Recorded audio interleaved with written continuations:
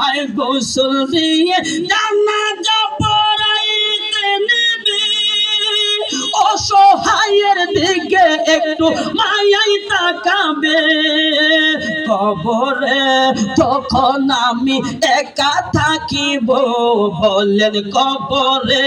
যখন আমি একা থাকিব তোমার মোবারক হাতে আমায় গ্রহণ করিও তোমার মোবারক হাতে আমায় গ্রহণ করিও মানুষগুলো ধোয়ানের মানুষগুলো নবীর প্রেম ওই আল্লাহর প্রেম বুঝে কিছু মানুষ বিবেক থাকার পরেও তারা বিবেকহীনের মতো কাজ করে আল্লাহ সবাই বোঝার তৌফিক দান করুক রবি ইবনে সুলাইমান কয় নবী গো